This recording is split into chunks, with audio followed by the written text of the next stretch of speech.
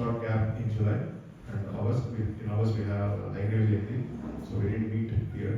But since one of you there in our High-Grade JT, so welcome back to our sessions. So this year is we have a theme for the sessions going forward. The theme is learning about different personalities from our very generation. So we have many personalities. Just one to say is devotees like Vibhishana, Lakshmana, Sabari, Bharata from Ramayana. If you want to go to Mahabharata, we have Vidura, all the Pandavas, Krishna's devotees. So that's one side. So the idea was, let's take one devotee. If you go to Mahabharata, Dhruva Maharaj is there, Prahlad Maharaj is there. So take one devotee, learn about that devotee and how they found a place in the literature of our Vedic and Vedanta. Why they have found a place and why they are cherished by our acharyas. So that's the thought initially, so that we know like a comprehensive way what the devotees are like, how the devotees should be like. So we thought this year we'll do that character series of taking care of devotees and start on devotees. So first of all, happy Vinayak Chavithi or Nivarana Chaturthi we say in our Sampradaya. So I hope that you all started in the morning and thank you for coming in the evening. Usually we tend to have an episode of particular today. How many of you know it's a customary practice that they say it's a must most of the times, but it's a customary practice that we listen about Samantha Bhopakya, Samantha Kamani.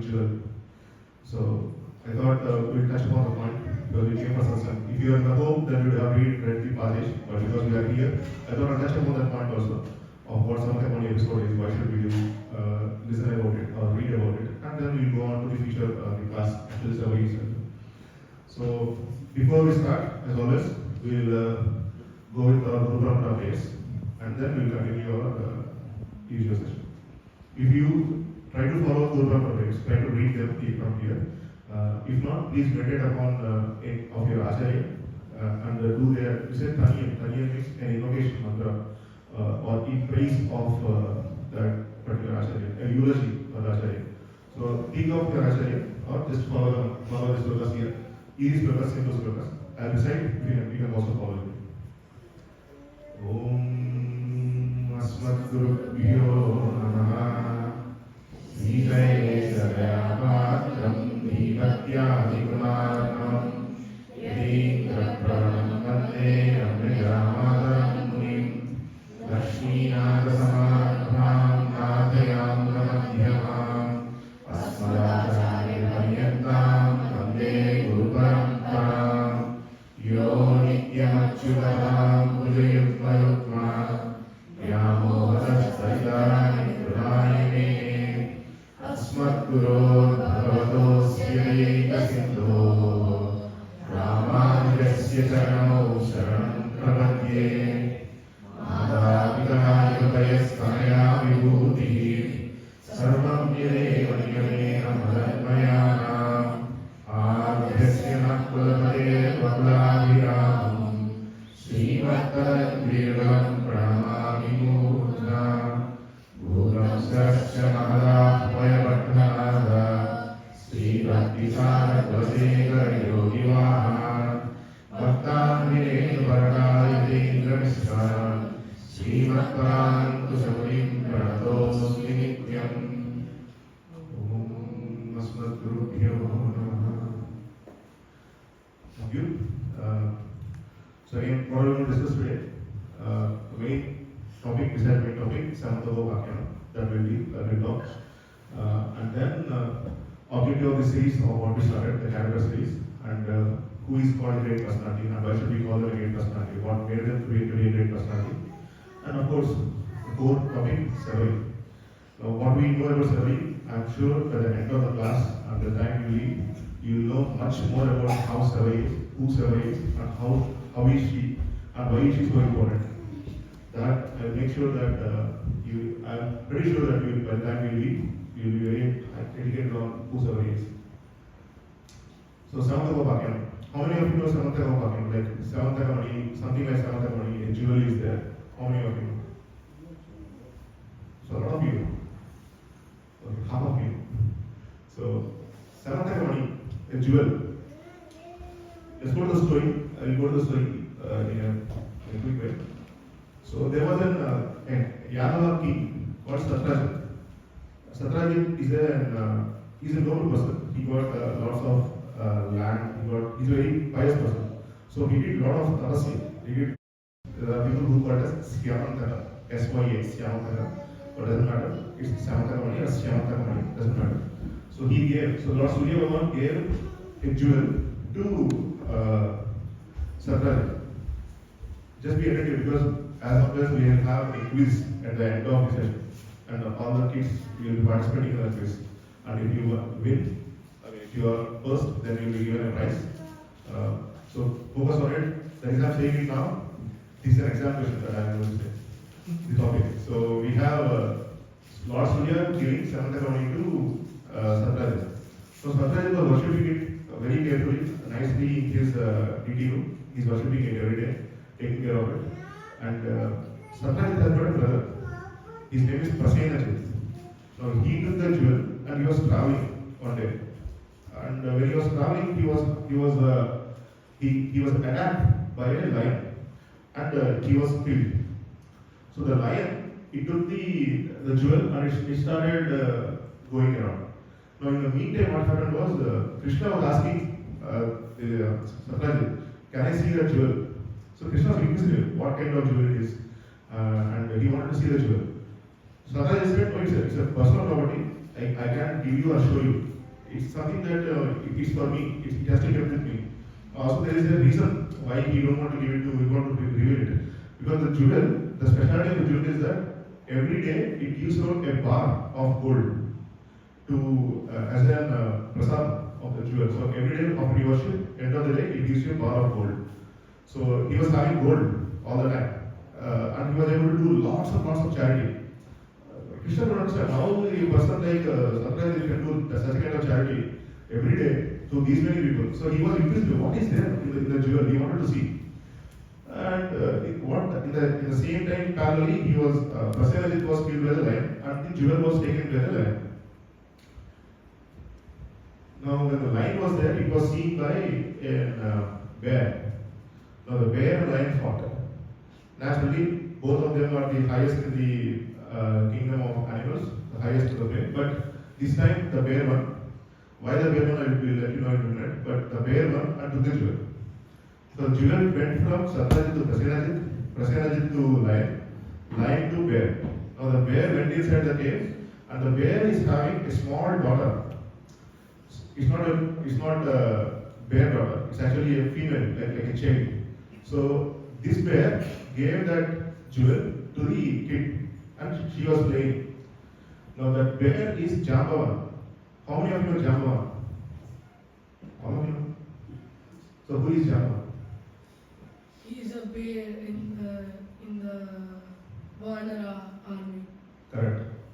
He is the bear, the strongest person in Vanara army under Sugriva. But anybody know we talked about this particular bear, Jambavan, in one of our classes only. We talked about this in I like you use clue also. The Vamana. Correct. Fantastic, very good. In Vamana Avtara, we will see Jambavan. Jambavan goes around the feet of Vamana. 3 times he circumambulates. So he goes in rotation 3 times. So when Vamana Dev, or Bhagavan Vamana, he was measuring earth with 1 foot. And because it's the foot of Perumal, Lord himself, Jambavan went around the feet of Perumal, circumambulating it not once, 3 times. That is the strength of Jambavan. And Jambavan is very, very old, but very, very powerful. Now the Jambavan is having a girl child, and she is playing with a jewel. So what happened in the meantime? Krishna was, so finally they couldn't get Prasenajit back. Now Satrajit got a doubt that Krishna might have killed Prasenajit or might have taken custody of Prasenajit and took the jewel. So he was accused. Krishna was accused of taking the jewel just because he was inquisitive of the jewel and asked the Satrajit, can I see the jewel? It was not allowed by Satrajit. Now, how do Krishna prove his innocence? Somebody made an accusation. Satyajit, Satyajit is not somebody who is a small person who just talks and nobody listens. Satyajit carries a certain kind of stature in the society at the time. So when he made an accusation, Krishna felt he is accountable to that accusation. And Krishna said he didn't do that. But apparently nobody listened. But Krishna took it personally that somebody makes an accusation against us. So I have to prove them wrong. So he took and some of the people of Satyajit along with him and some other people who can go and trace the path. So they went to the forest. There they found the Prasad dead body. So they declared. So Prasad was killed. And then they found the path of lion walking. So they realized that he was killed by a lion. So they followed the lion. And then they saw the dead body of the lion. And then they found the bear prints. So they followed the bear. So they got a very good tracker like bear prints. So he followed. Like he also followed. And they finally found the bear. And not a bear, they found a cave. So the bear footprints are entering into a cave. So naturally they thought this is a bear cave. So Krishna said, no, it's a very dangerous. It's a cave. So we all can't go inside. I will go and I'll come back. So you stay outside. So all the people who came, escort who came to Krishna and Satyajit, they all stayed outside. Krishna went inside. Now these people were waiting outside. And he is not coming back. A day passed, 2 days passed, 3 days passed, 4 days passed. Still Krishna is not coming outside. So what they thought, see, Krishna is such a powerful person. He holds Sudarsana and he is such a valiant person. He himself cannot come out. That means that there is something inside the cave that could even kill Krishna. So what they did, they put a big rock in front of the cave, entrance of the cave, so that they cannot come out of the cave. They closed the cave and they left. They leaving is okay. They left and they said Krishna is also dead. So people started offering the tarpanas. When somebody passed away, people do tarpana as in an oblation that somebody has passed away. They did tarpanas to Krishna also, assuming that Krishna passed away. Everybody cried. That full scene happened. After some days, he came back with the jewel. So what happened inside? 27 days they found it. So he went. He saw the jewel. He was able to take the jewel, and the daughter started crying that the jewel was taken. And immediately Jambavan came. The Jambavan came and they fought. How many days they fought? 27. How many? 27. 27 days, yes. So they fought for 27 days, day and night, with Jambavan and Krishna. Finally, Jambavan understood that I am being defeated. But he asked Krishna, how can I be defeated? I am the most strongest. Nobody can defeat me. And he said, see, you asked me in Rama that you yourself a strong person, but everybody is claiming Rama as strong. But he really wanted that the desire is there in Jambavan, that he wanted to fight with the Rama, just to see who will win. But apparently in that avtara is not the place or a situation didn't come up where they both can fight. So Jambavan asked for Rama, I wanted to fight with you. So Rama said, this is not a right avtara. I will come as Krishna. That time we will fight. So he was staying from Rama avtara to Krishna. So he was staying from Rama avtara actually, not even Rama avtara. So he was staying all the way waiting for Rama to come. Krishna to come. They fought. And finally he realized that it is Krishna himself, Rama himself. So then he said, the jewel is yours. Along with the jewel, I also have a daughter. You take the daughter also. In marriage. So he got both jewel and the jewel-like daughter also. So both of them, they went. So that girl, the lady, her name is Jambavati. So Krishna is one of the wives, principal wives. So Jambavati, so they both went along with the jewel. So he came back to Satyajit, the port, everybody was assembled, and he showed the jewel. And he said, here is the jewel, I didn't take it. I'm giving it back to Satyajit. Satyajit said, no, my mistake. I did a mistake of accusing you. So now I take my words back. You are not the one who took it. But I'm repenting now that I made an accusation on you. So for that reason, you take the jewel. I don't want the jewel. Along with the jewel, you take my daughter also. So his daughter is Satyabhama. So he gives Satyabhama and the jewel. Krishna said, I don't want the jewel. If you want to give the jewel, you give to your daughter, not to me. I don't want the jewel. But I'll take your daughter. So he took the daughter. So along with the jewel also. But Satyabhama got married to Krishna. So this is the seventh Bhagya. In the episode of seventh Kamani, what has happened? Now, why should we listen to seventh Kamani every time we have this auspicious day? Why should we listen? Because if we listen to the Samantha Gopal the story, then if we see the moon Yeah. during the festival, nothing will happen to us. Very good. So, if I don't see the moon, so don't I need to listen? See, again, I'm not sure if you still remember the way that we do the classes here, sessions here. We don't, the objective of sessions is not to have a blind faith towards our culture. We have to understand why we are doing things. Right from the first satsang, we are talking on those lines. Question, because our Vedanta is all about question and answer. It's not blindly following. It's not a book that it gives to you and say, follow this and I'll follow it. Not like that. It's a question and answer. Why should I follow? Reason to follow. What will happen if you don't follow? This will happen to if you don't follow. What will happen if I follow? This will happen to you. What is the path for me? This is the path for you. So everything is detailed based on question and answer. Bhagavad Gita, Ramayana is the same thing happened. The question between Valmiki Maharshi and Narada Maharshi. First sloka. Korvasya Sampradamla Pranama Tasya question started. Bhagavatam question started. Mahabharata question started. So everything, Bhagavad Gita, everybody knows. Question started. Dhritarashtra opening. Dhritarashtra said this. To whom he said, to Sanjaya he said. So opening question and answer. Later on, Arjuna, Krishna, question and answer. It's all about question and answer. So think. So when we say answer, when ask question and you say answer, I will get back to you with the question. For you to think why it happened. So the answer is right what? Sorry said, the answer is correct. That if you want to see the moon, bad things will not happen to you if you see the moon. Why bad things will happen is a different thing. Let's not worry about that. But if I don't see moon on that day, don't tell me to listen to this. What is the purpose of listening or reading this? Our suggestion made by our elders and preceptors, our ancestors. Read through Samantha Gopal. Every time you come on to particular today, like Bhagavad Masa, Suddha Shaviti. Why? If you don't do, this will happen. Definitely will happen. When you go out and sleep on the open air and see the moon, you will get it. But the point here to understand, anyone want to think or guess why should I listen? Nothing wrong. You can guess anything. What you want to say? Okay, think. I'll tell you what happened. Krishna is God. Period. There is no doubt.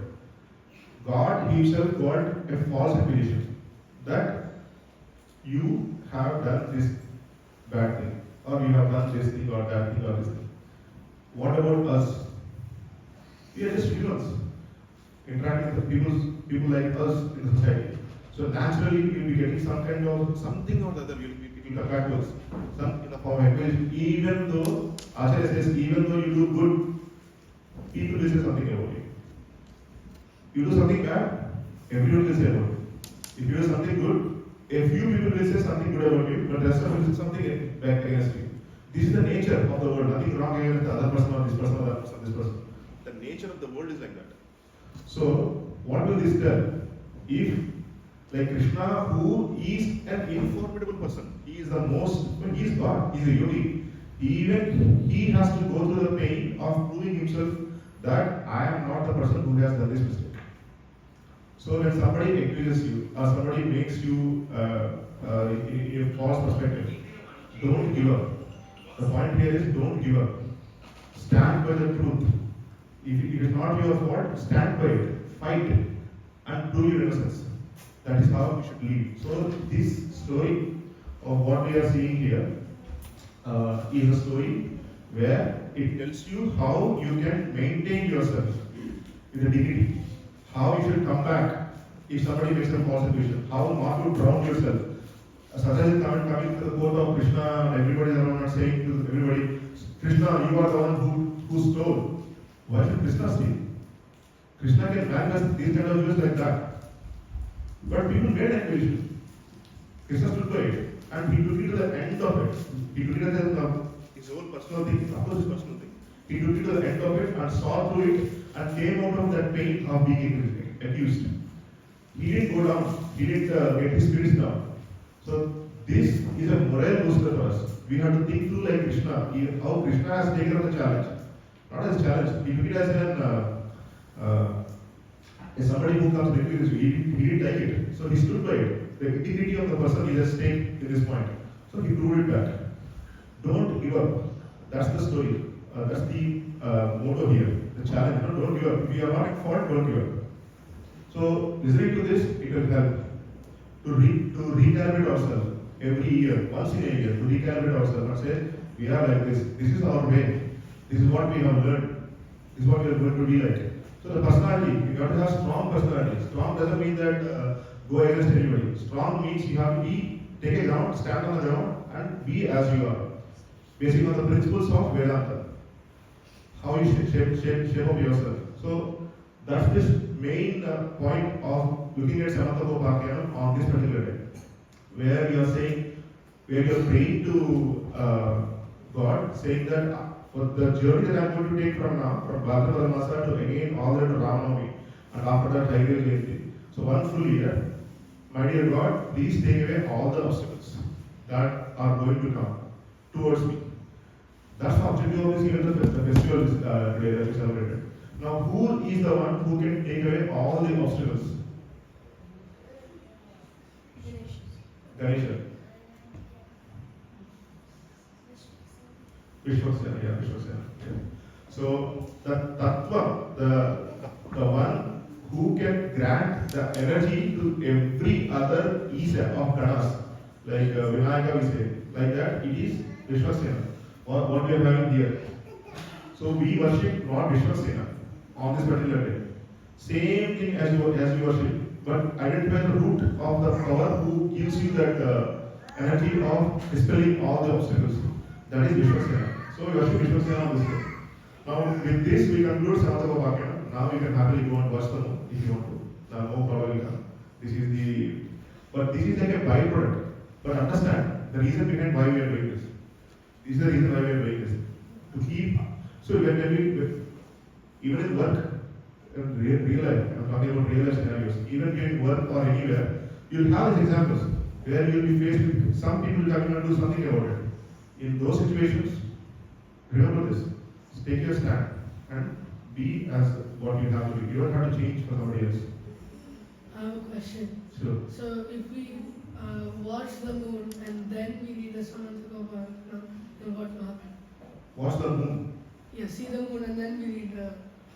True. That is a very good question. Actually, Samatha Gopakya has to read it in the morning. So we see moon in the evening. Because we just read it right now. So. Huh? Because we read it now, so I have a question. True. You cannot see moon in the day anyway. So you read it in the morning. So by the time you come in the evening, you do it by this time, then you can watch the moon. Make sense? Yes. So usually this will happen during our puja and we will do Samatha Gopakya. Some do in the evening also, but before you go out, you do this. But at any point, do this and go. But if you say, I have seen it, then read it, take the theme of that, what we have just said, take the stand, and go against the problem that you are going to face. Krishna himself has got a problem. He solved by himself. So take the spirit of Krishna. Okay. So that concludes. So again, going back to actual series of that we are going to start, which is the series of devotees. Why should we take the help of devotees? In the sense like, why should I learn about devotees? Or what makes them so special? Why can't I? Well, they are the same as me. What's the difference between a devotee and myself? It's the same. So think in the lines of why I should worship. You have to think spirituality while you are living in this body. Because material life, once it ends at the end of our life. Finish. You won't say if you are a PhD, let's say, by the end of the life you completed 2 to 3 PhDs and you leave this body, you get the next body. They won't say, in your previous life you are now PhD, so you can start being a PhD student. They won't say that. You have to start from ABC. Again, the same Peppa Pig you have to watch. Again, you have to go through the cycle of Baba Black Sheep songs, learn vocabulary, sit to 11th exams, go to GCSE exams, get into university, go for interviews. Same thing will happen again. You have to face it. But spiritual life is not like that.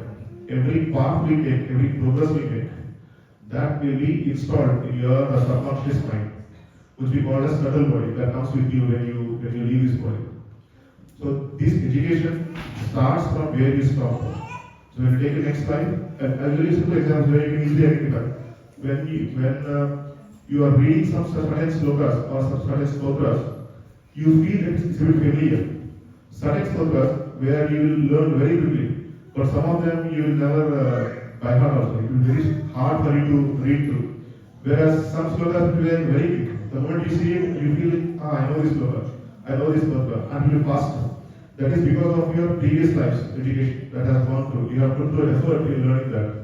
Why should I put effort is what we have been discussing in the substance. The objective of human life is to reach God. End of the life, reach God. So what should I do to reach God is all the journey that we make in this human life, or multiple lives that we want to do. That if we are like that, then we take multiple lives. But learning through these devotees, understanding the devotees and how they behave in their life will help us our path. So, for example, if somebody is traveling through a jungle and there are multiple paths, and you want to reach the other side of the jungle, if you see somebody who has made a path for you, then it's easy for you to navigate the jungle, the thick forest, and get out to the other side of the jungle. But if you are the one who has to make a path, then you might go in circles. You know, how many of you have gone to this mirror maze? Very famous these days, mirror maze. Where you enter into everything is mirror. It's very hard for you to get out. You spend hours together also. But if somebody who knows the path comes with you, it's a matter of 10 seconds. It's very small. The room is very small. I went there. I entered the room. I was suddenly going around, hitting myself. I was holding my hand like this, touching all the mirrors. It's very near. Now when he came, just a matter of 6 steps, 6 diversions we took, and we took us out. We came out eventually, but I'm just telling you, coming out, somebody needs to lead the path. Those who went through that path makes it easy for us to travel, because they leave marks. This is how we should live. This is how we should travel. So devotees are these great personalities are being. These great personalities are those who have already gone through that path of devotion and reached God. Those we are going to learn through. So it will make us understand and behave ourselves and learn so that we eventually reach God. That's the objective. That when learning through all the pastimes and their life, we will eventually go to God. These will help. It's like, there is a very great analogy. It was said by one of the Maya Acharya, I can't remember other Acharya said. They said, if you want to reach the top floor, like 10th floor, there are 2 ways. First way is to go by stairs. Very direct. You have to travel through each stair, go to the 10th stair. By the time you come to 10th stair, you might even lose that interest of going to the 10th floor and watch. The other way is to go by lift. Which one you prefer? Go by lift, because eventually you have to go there. So going through lift is very easy. Go and come down. So learning through the path of devotion to devotees is like going through the lift. You don't have to be that tiring. You simply go, happily enjoy, and come down. That's it. And there is in a very later note, one of the Acharyas explains, there are 2 types of thought process. One person thinks after the ocean, he goes to the sea or ocean, and he saw the waves flowing through, and he said to others, I take a bath the moment the waves comes down. You see the point? He's saying, only after the waves of the ocean come down, I will take a bath. Do you think that will happen? The waves will not stop. And the other person said, yeah, sure, let's do that. I also will go to God after all my responsibilities are finished. That will not happen, this will also not happen. He will never be able to take a bath. This guy will never go to God after all responsibilities. There is never an end to the responsibilities. Responsibility is always there with you. right from the time where you are putting to school. That's it. Your responsibility starts as a student, as a professor, lecturer, or as a job holder, or as a parent. Something or other, it will come. It will keep coming. Your responsibility will not cease to exist. As long as you are in the society, it will not cease to exist. So it's a myth or it's a hallucination to say that after the waves stop, I take a bath. After my responsibility cease to exist, I go to God. Both will happen. So make an effort to be in God conscious right from the beginning. Take as quickly as possible in your life. That will help. I will another example to make it easy. You know, how many of you know Tirumala hills? Venkatadri, Seshavadri, all the hills, right? Most of you. My father is 63 now. He can't climb the hills now. But he has climbed in the past. Like every year he climbed. But now he couldn't. Not only my father, anybody more than 65, 70, but the desire is still there in me. I wanted to go by great Ramanujacharya went by east. Why should I go by Vasarati? At least I wanted to walk and go. But he can't. He understood that he can't. But the desire is there. But when you are in 20s, when he is in 20s, let's say, when he is in 20s, 30s and 40s, it was easy for him. He was climbing all through Cape Town. Now, if you take devotion at the age of 60, do you think you can do that? Anybody, not just you. You are great physically fit people. You are fit. But people like me, do you think that we can do? I cannot do. I cannot even do now, forget about 60. So, it's difficult. Your body will not help you with your mind to do the things that you wanted to do. I give a simple example of Tirumala. There is Ahobilam, even more Purukshetra, Divyasam also. When Narasimha came, Lord Narasimha came, he was standing, the feet of Narasimha was there in Ahobilam. It's called Ugrasthama. To climb this, it's a big trek. It's not easy. People of, I would say, 50s, they can't do it. You have to be very, very patient. No, it's difficult. What I'm saying is, the body will not help you to do that. So try to make it the devotion a part of your life right now. There is Bhakta Prahlad, he says, devotion has to commence from the age of 5 when you are consciousness, but the mother and father should make the child in the conscious devotion right in the womb, not after the child is born. Right in the womb, they have to make him do the path of devotion. So he told the means that we discussed when we come to Prahlad, about Bhakta Prahlad. So the reason I am stressing on this point, devotion and learning to go back to God is the key aspect of one's life. Please make that into digest it.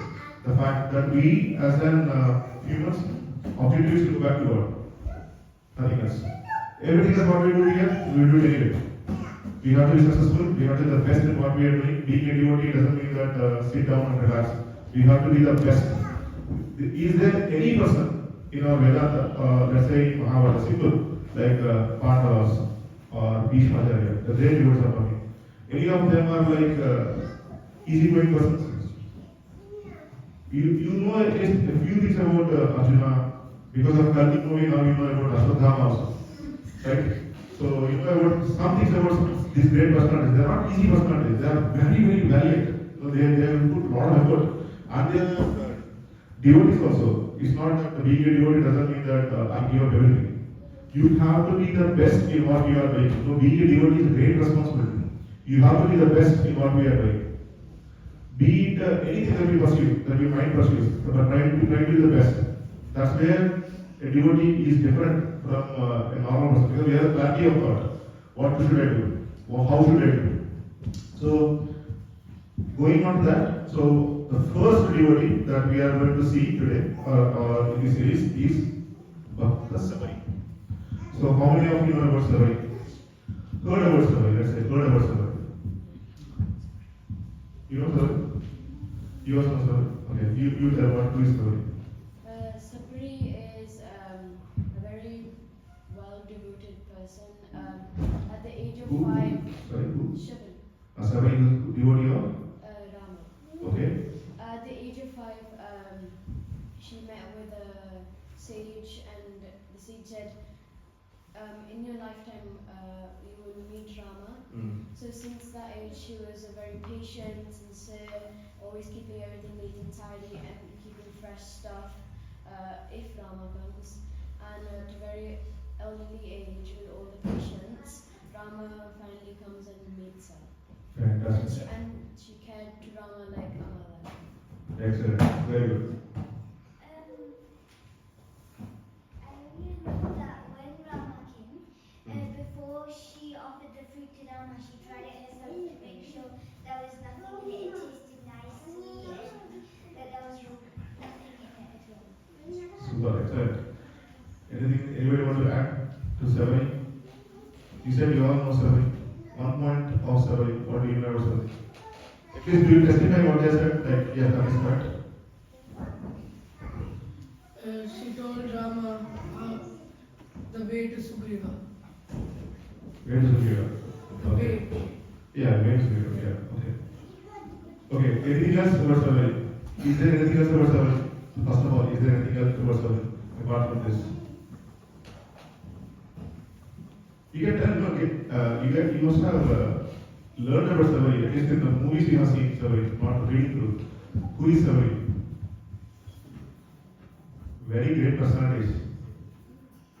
I'll tell you why she became great also in this class, but what else is there in Sabari? Okay. First to answer all these things. So how many of you think that Sabari gave a fruit that she ate and she gave to Ram? How many of you think that?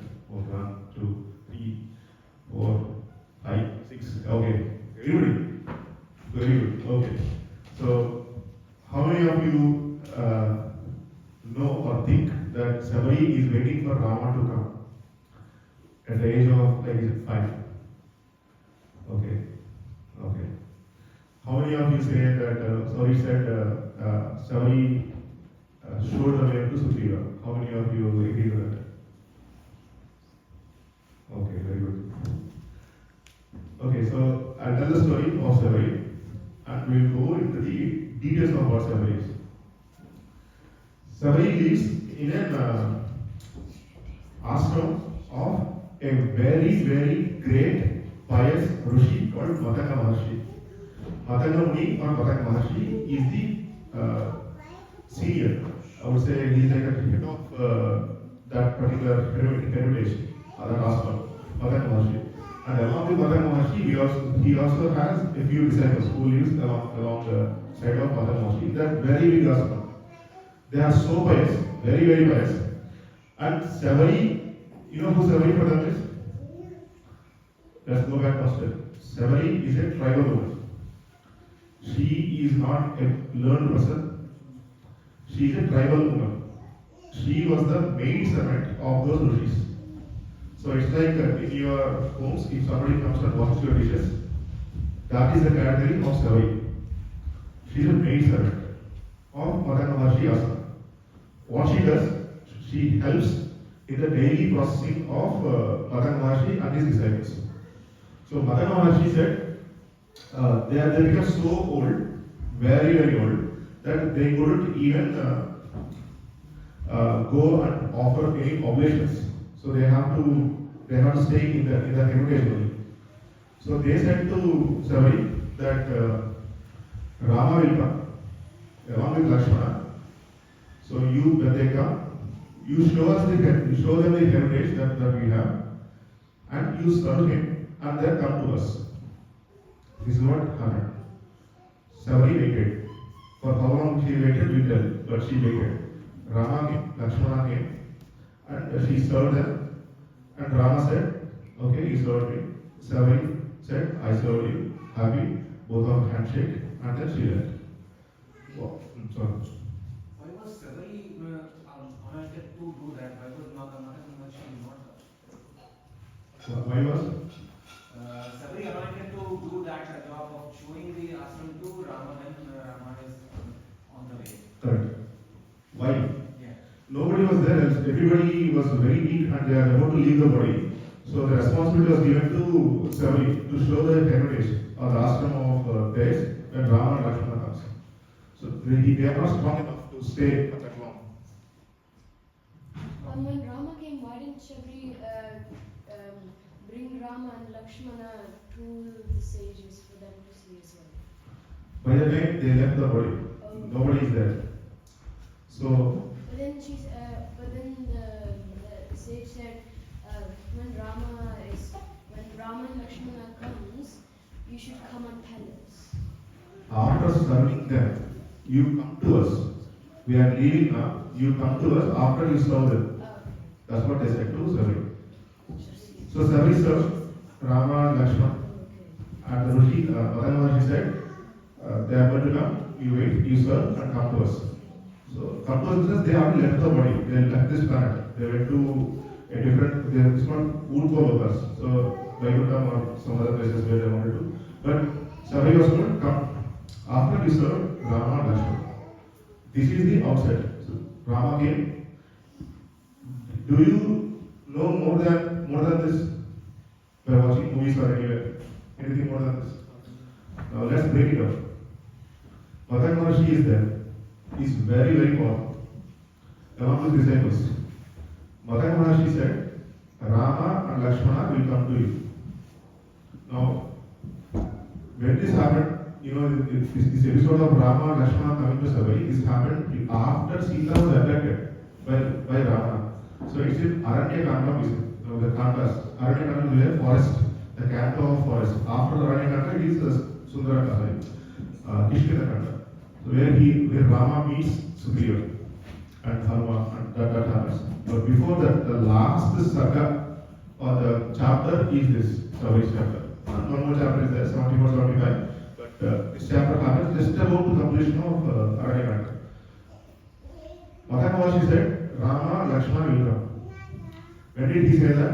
When Rama, Lakshmana, Mother Sita were in Chitrakutam. Chitrakutam is where they were already sent by Kaikeyi, by Dasara Maharaj, to go to the forest. They started at Chitrakutam, like in UP. From there they have to come down. How do Madanamaharshi know that only Rama and Lakshmana will come, not Sita? We don't see this. We just think, because Madanamaharshi said Rama and Lakshmana will come, but there should be people, right, when they start. How do these know? Rama and Lakshmana will come, but not Mother Sita. They didn't say Mother Sita will come. Rama and Lakshmana will come, you saw them, they said. What does that mean? That they are the persons who don't belong to general public. There is a great personality, like Madanamaharshi is very powerful. They can see what's going to happen. They can be in the future, they can be in the past, while being in the present. That is the state of Rishis. Madanamaharshi is that. That is enough for us to understand. How can they say Mother Sita will not come? Rama and Lakshmana will come. They could have simply said Rama will come. No, Rama and Lakshmana will come, they said. So they came. So Sabari, this is how Sabari actually, I tried to get the actual pictures in a good format, but to represent the scenario. But the moment, how long she was waiting there? 13 years, 1 month, 1 day. That's the day when Rama came. So for 13 years, 1 month, what she is doing is waiting. Madanamaharshi said that Rama and Lakshmana will come. So you wait until they come. You show them our heritage, serve them, and then come to us. Just now. But wasn't the exile only 12 years? 14. 14. So he was waiting, Sabari was waiting until they come. So they came. She took them, showing Anjali Mudra. She understood the two people who are coming in that very, very close, dense forest should be Rama and Lakshmana. They both came. So 13 years she waited for this to happen. So they both came. So she was giving Anjali Mudra and she invited both of them to come. After they came, she greeted, she gave them Arghya Bharti, all the things that should happen, like nice pleasantries happened. After that, she showed all the heritage where the high sacrifice is still burning of Madanamaharshi who did 13 years ago. And she showed the 7 ponds of water. Now, Rama asked, Sabari showed these 7 ponds of water. She was like showing to Rama. Rama, do you know what are these 7 ponds of water? These are these ponds which are found by the seas. My Mahashis, my gurus, they can't go because of their body. So they asked the seas to come. So all the seas came and became the ponds for the acharyas, for the gurus to bathe in. You know, there are three categories of being the best bath. Doing the bath in the ocean or the sea is the best. Second best is doing in the river. Third or worst is in the well. Tap, I don't know. So, so these three are the categories of what should a bath will be like. So they can't do in the bath in the ocean. So all the 7 ponds are representing 7 oceans that you can see. So they form small ponds. And she showed those tried to use this one, the clothes. There are some clothes hanging. The ropes that their gurus use. Those clothes are still wet. The flowers that they offered are still fresh because of their piety. They are still like that. Now she was jubilant when she was explaining about all this to Rama and Lakshmana, telling about their acharyas. This is our acharya. This is such a great personalities they are. That is the pride she carried serving the acharyas. So she did everything. She showed, and finally she gave some fruits to Rama and Lakshmana also. So they had the fruits. So what she is doing was, in the last 30 years, she don't know when they will come. When they will come, he did say 13 years, 1 month, 1 day they will come. He did say that. If they have said that people like us will go for a trip, come back after 13 years and wait for 1 day, before the day comes, clean everything and say, Rama will come. But they didn't tell. Fortunately or unfortunately. Fortunately, she didn't feel unfortunate about it, so everything is fortunate in this scenario. So Rama and Lakshmana came, so she fed the fruits. You know what she was doing in the last days? She's trying to pick the best trees where the nice fruits come. The tastiest fruit. Not all the trees bear the same taste of the fruit. Some will be very tasty, some will be less tasty. So she's trying to get everything which is tasty, trying to cut all the fruits every day, nicely keep it for Lord Rama. So that's what she offered the fruits to Lord Rama. So after this serving of Lord Rama happened, she asked Lord Rama, Rama, are you happy? Did I serve you well? Rama said, you served me well. And then she said, okay, I'm doing well. And then she immediately went into, she asked her for permission, can I leave now? Rama said, where are you going to go? She said, to the same place where my acharyas went. That is what they told me to come after serving you. Now you are served. It's time for me to go. Can you give me permission? Rama said, granted. Immediately she opened up, she put all some twigs, dried twigs, branches, and she started a yogic fire, and she burned her body, and she became like an angel, and she left the body, and left the planet also, where Rama said, now you can go to anywhere you want. Wherever you want, you can go. That's what Rama said. And after the departure, Rama was astonished, surprised to see, oh, what happened now? I can't understand what's happening. She came, she put a fire, and she left the body. Now they are seeing the leaving of Sabari in surprised way, in astonished way. And Rama told Lakshmana, see, this is the greatness of a devotee. Now I feel very elated after seeing this, very happy after seeing Sabari and meeting Sabari and being this husband. My burden of finding Sita is now reduced. I can sense something good is going to happen for us. Let's take a bath in a place where devotees are here, and we will also go. So they took a bath in the same place where the pond of Maharshi is there, and then they went forward. So that is the story of Sabari. In a bit more detail, what we already know, in a bit more detail. What is there to learn from life of Sabari? Sorry. So our understanding that Sabari offered fruit which she tried and ensured that it is fine, it is not true. I want to point that next slide. I want to point. Very important point that one also. I want to point.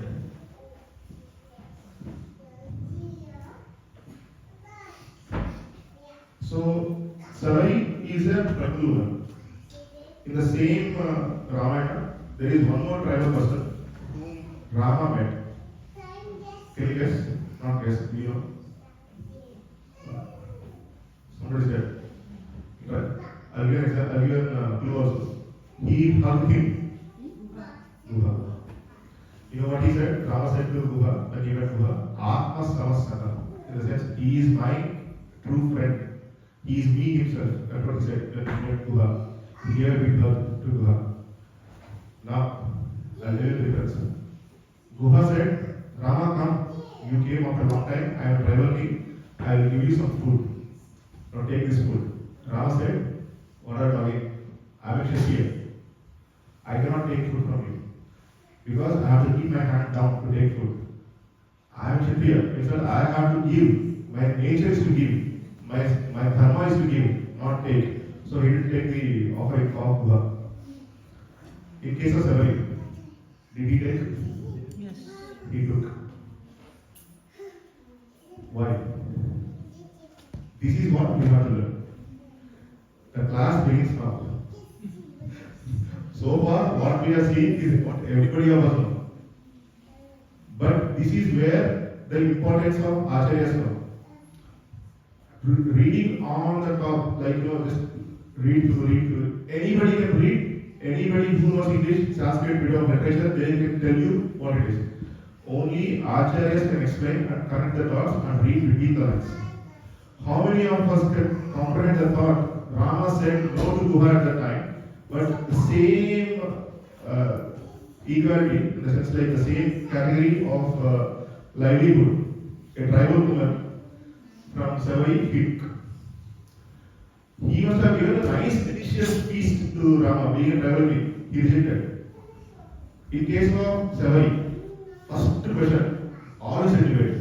Did Sabari tasted the fruit before she gave to Rama? No. Yes or No. no? No.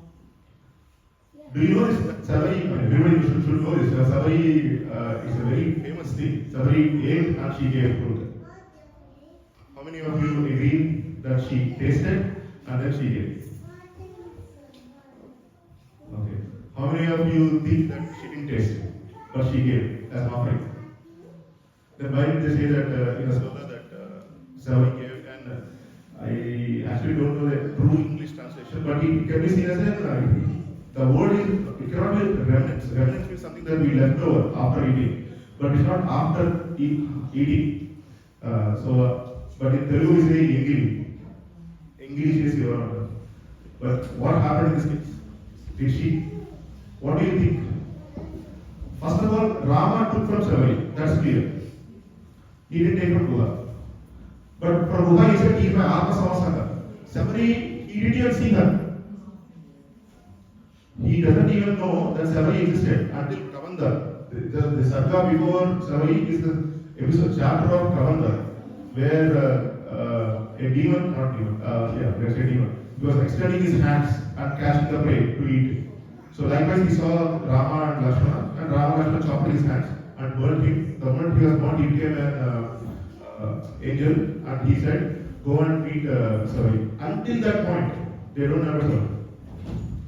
But Matanga Maharshi said to Sabari that Rama is a person who follows the dharma, that wherever a devotee is there, even it is very far, you have to go and see them. That is what we all have to follow. If a devotee or devotees are gathering like this lesson, even though it's very, very far, we still have to make an effort and come. Suduram Gantavya, the sloka starts like this. Suduram, even though it's very, very far, we still have to go. Where? Where Bhagavad is there, where Bhagavad, devotees meet. That's where we have to go. Make an effort to go. So what you have come here is example of what Vedanta is saying. Make an effort to go. So you are wonderful, you all came. So Rama, Madhavansha said the same thing. Rama will come like that only. Now let's go to the topic. He took.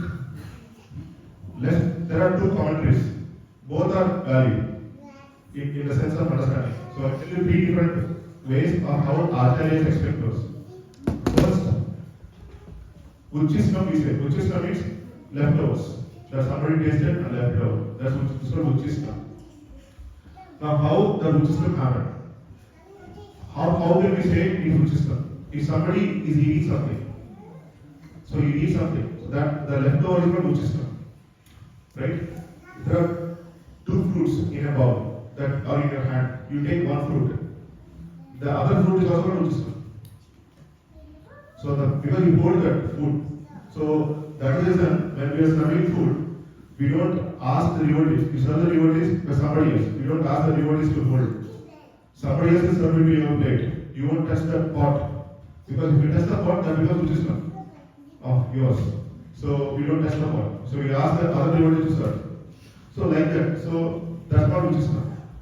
So in a way, if you say, first way is that she is holding the fruit in one hand of the same tree. That's what she was doing in the past, isn't it? The last 13 years. She was trying to make which fruit from which tree is good. So she took the fruits of the trees and held in the hand and tasted it, one fruit. You know, like it's called Bundegi Sthala Nyaya. What does that mean? It's like when you are cooking rice, you touch only one grain of rice. You won't touch every grain and see the rice is cooked. Only one grain you touch, the rest of it, you conclude that rice is cooked. Likewise, if you are taking the fruit of a tree, the assumption is that the rest of the fruits of the tree will be sweet as this. So she tasted one fruit and she gave the remaining fruit to Rama and Lakshmana.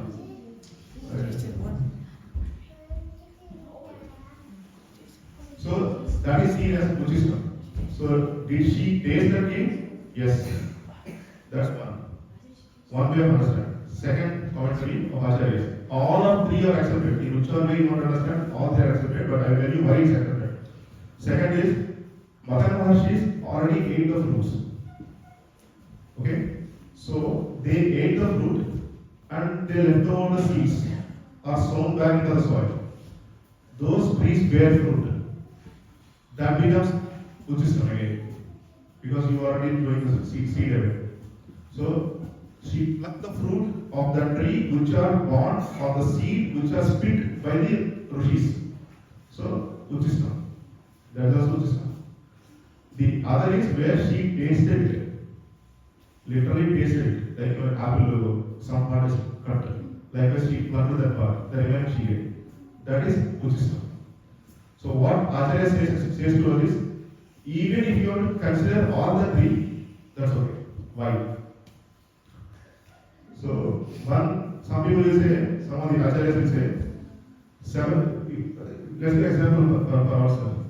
If somebody comes to your house, do you take a spoon, eat something in front of them, try again on a spoon and serve them to them? You don't do. After COVID, we realized we don't even take us somebody eats like that. Or let me go to so today's auspicious day. Have you served food, served naivedya to deities that in your home by eating something or fresh food? Fresh food, right? Madan Maharshi is a great saint. And Sabari has done suskrusha, worship, or training for Madan Maharshi. When a saint like Madan Maharshi is a guru to you, don't you know the common basic understanding that when somebody comes, that you should not do that? So, in that case, they say the system means that she plucked the fruit or she gave the fruit from the hand. So, that is how you can correlate it. Or the other way, where she ate and then she gave. Now, does somebody, the commentator goes like this: does that not become sin? That you are offering something that you tasted it first. The great Acharya, one of the Acharyas of Chandraya Gopal Acharya Swami says this. How to understand this scenario? In a very meticulous way he explains. Acharya says, Guha gave the food to Swami as if he is owning the food. So he is having that tinge of giving that I am giving to Rama as a tribal king. So Rama rejected it. In the case of Sabari, what is she? Guha is a devotee, no doubt. Sabari is the devotee of the devotees. The devotees of Madan Maharshi, of the Gurus, hence he accepted. Even though she tasted it. That's one point. Second, even the conflict is, if the devotees come, we should not make them unhappy. We should keep them happy. So certain vegetables are there which are having that taste, bitter taste. So it is explained that to taste a piece of it, not for your pleasure, for the sake of the other devotees who comes to your house, to taste it, and so that they will not have that pain of eating that bitter thing. Tasting it is okay, accepted. That is not seen as Buddhism. That can also be given. So what Sabari did was not for the pleasure of her, she did for the pleasure of Rama. What if this fruit, if it is bitter, my acharyas will feel sad that Rama has gone to the pain of eating a bitter fruit. So she tasted a piece of it. And then she did swallow, she spit it. And then she gave it to Rama. That is how it happened. So anything is accepted if you want to consider. But look at the devotion side of Sabari, how much devoted she is to give that particular fruit to Rama. So that's what happened with Sabari, and is that clear? Why Sabari gave, or the context of saying she ate and gave? You understood that now? Clear? You will ask questions anyway. Please be ready for that.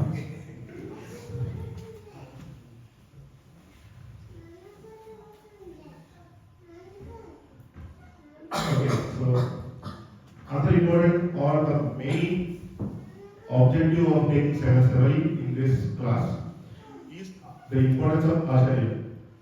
Sabari is a maid servant, and she got stadatis, like she was liberated, she went into their gurus. What made Sabari to be like that? She didn't learn any bhakti yoga, any dhyana yoga, any karma yoga, no Bhagavad training was given to her. She was not qualified to do any kind of chanting of Gayatri or anything. She is a simple maid servant of the Acharyas. But they were actually waiting. They wanted to see Rama with their physical eyes, so that they can see God, who they are praying every day in their fire sacrifice. They couldn't. But Sabari got the boon of seeing Rama. One more important thing that we have to catch here. Vibhishana came to Rama. Bharata came to Rama. Hanuma came to Rama. Sugriva came to Rama. Rama came to Sabari. You see the difference? Other devotees has to come to God. In this case, God came to devotee. In the case of Sabari. That is the greatest of Sabari. But what made Sabari so special? Serving devotees. Exactly. Period. Nothing else. Serving Acharya, serving devotees. The only thing that Sabari knows is to serve Acharyas.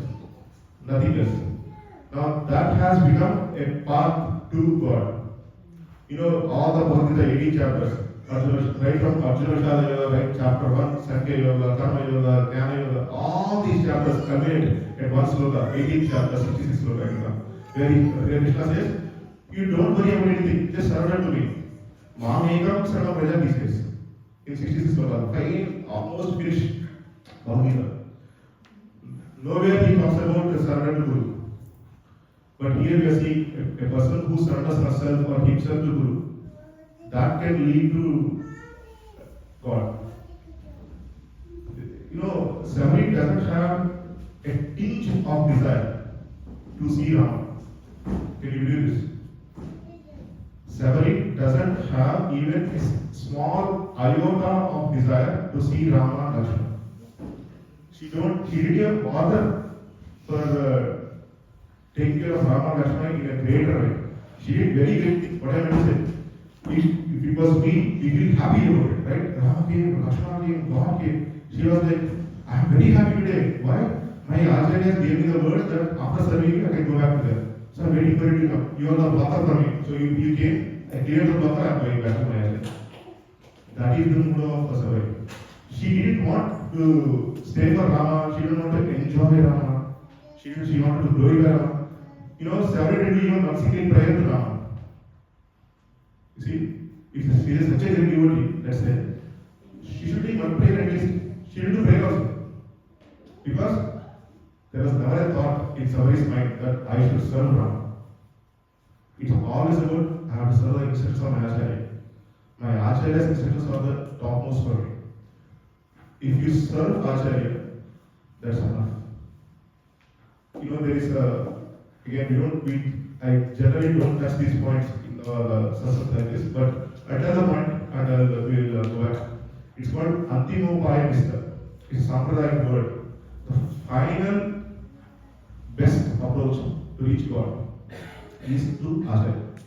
Just to do Acharya Seva, enough. Serve Acharya, enough. You don't have to know such a great things. You need to have some adhikaras to do certain things. You have to be that to do this, you have to do this. No, you have to have a clean body to do that. You have to have that kind of mindset to do bhakti yoga. No, don't have to have anything. Just Acharya, Acharya Seva. Surrender to Acharya. Just understand that Acharya is the culmination point that they can take us to God. That's the faith that one should carry. And Sabari carried the faith. After Sabari did service, Rama was surprised. Sabari, I am happy to see you. I am happy today not because of your service.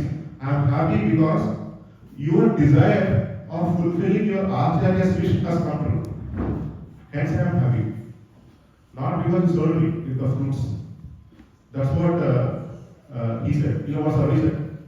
I am happy today. My life fructified. All the Vedanta movement Acharyas try to follow, I can see you. But you know what makes me happy today? It makes me happy that my Acharya's instructions came true.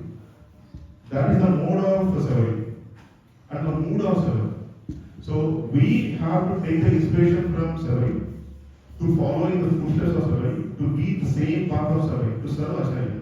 That is more than enough. You don't need to have Bhashapiti, do that, do this. No, simply surrender to Acharya. Get an Acharya. Now we talked about Acharya, how to get Acharya and all in the previous sessions. But get an Acharya who is in that parampara. That is more important. Sri Sampradayam is the best. Period. There is no doubt about it. Get an Acharya in the Sri Sampradayam, try to understand the mood of the Acharya, how to serve the Acharya, and fructify your life. That is the best approach that I can, as a friend or a well-wisher of yours, I can tell that. And Jaya Swami is the best example of the living example of what's happening, of the Vedanta way of life. If anybody want to find an inspiration of Acharya, how an Acharya should look like, based on the text of Vedanta, he is an epitome and a body of that. So, as a part of this, when we talk, of course, most of you, some of you are here today, or already enrolled your children into Pragna. If you don't know, Pragna is a program that we run, where we talk about these concepts of Acharya, how should we reach God, and as a part of personal development, we teach all of this to the kids. It's happening tomorrow, starting from tomorrow. If you wanted to come as a trial basis, if you wanted to come, you have seen Pragna, please come and join the kids, and you can see how we do. But that's the core point today. Acharya Seva, getting Acharya's mercy is more than enough for anything else. So again, after Rama and Krishna, like I said, Sabari left the body in the yoga army. They took the path there. Rama told Lakshmana, see, this is the greatness of a devotee gathering. When the devotees are here, that place becomes divine. So being in that place is enough to cleanse our understanding of all the things. You know, there was a question that was asked to me in the last answer. Actually, you know, it's Ramaswamy only, not Ramaswamy. So somebody asked me, see, you tell all these sessions, we have the sessions, everything. But I don't remember what we said in the first session. But second session also I don't remember. Some I remember, some points I remember, but I don't remember all of it. What should I do? No, he didn't say what should I do, but he's like he just expressed his opinion. You know, I can't remember. As an example, I was thinking through this, truth. Yes, remembering and implementing is the whole point of our gathering here. Try to implement that in our life. But only if I can implement, I should come here. If I can't implement, should I come here? No, that's not. I'll tell you an example. A Rishi was there. When I was thinking about this, in one of the classes that I was listening to, one devotee explained this. So a Rishi asked his disciple, see, there is an mug. You go to the river, fetch the water. It's in the attic, very dirty. Take it out. Go fetch the water from the river. This disciple continuously did that for 30 days. And he came to Acharya and he said, see, I didn't want to ask you, but now I want to ask you. Have you been to 30 days? Now I can't stop myself asking you, but I'll ask you anyway. You said to bring water in that mug, but that mug has holes. Whatever water I fill, it drops away. And I'm not getting any water after coming here. So I'm unable to do this very properly. Please explain why you asked me to bring water that in a bucket with have holes. So Acharya says, true, I also know there are holes. But have you seen the condition of the mug now? How was it when you started? All muddy, full black. Now how was it now? Shiny. There is no mud anymore. So the point is not that you hold water now. It's about cleansing. So even if you don't remember, being an association of devotees, it cleanses your heart, it cleanses your mind, it cleanses your consciousness. How to be? Because when you come here, we don't talk about mundane things. We talk about God, we talk about devotion, we talk about spiritual progress. So naturally, when we all gather here, what will happen? First objective is to mingle with the like-minded devotees. And then it cleanses, slowly it cleanses. By the time it will be nice. Right? So, there is another example that these are very important words to understand. The analogy, if I say from analogies, then it's easy to capture the essence of what we are trying to do here. So, Acharya's mercy, an example of Acharya's mercy. So, let's say we are all ready. Acharya is in rain. They show mercy. We are ready. But the plate, if you like a pot, let's say we are like a pot, we put under the rain. The mercy goes through and the pot fills. Our mind is like that. It's a pot. We are listening to Acharya's words. What I say is not from my own literature. I am not even qualified to stand like this. It's just Acharya's or Gopalacharya Swami, Srivastava Acharya Swami, Acharya Swami, whatever they say, Ramanujacharya, whatever they say, I'm just parroting what they say in the colloquial way. That's all. So, if you open up the pot, make an effort to come and open the pot in the teachings of Acharya, it will fill the pot. If you put a plate on top, how much ever it takes, the pot will never become full. Remove the plate. How do I remove the plate? Very difficult to remove the plate, it's not easy. Remove the plate is very difficult. If you come here like this, stay together, listen, then you can remove the plate. Not by yourself, with the help of everyone. Then we can remove the plate, and then the water comes through and the pot becomes full. That should be the goal of us. Not that what are the three different things that we talked about karma in the last session. Who is the first king of Kuru dynasty? We discussed in the last session. That's not the objective. Objective is to not remember every detail. Objective is to practice. Objective is to remember one portion of it and try to practice in our life. That's the success of our satsangs. So having said that, I'll conclude here. If you got any questions, then I'm happy to. Otherwise, we'll go to quiz. Important quiz. Any questions for that? Yes. So, is there a connection between the Sabari and the river Sabari? Ramayana don't talk about that. You can talk about the Sabari becoming a river flowing through. But I did hear about Sabari becoming a river. Like I heard Sabari is a 5-year-old kid who waiting for I don't know how true is that, but none of the commentators wrote that Sabari became a river. Any other questions? No, please. No questions? All of you understood the concept of Sabari today? Yes? Then I'll ask the question. Ready?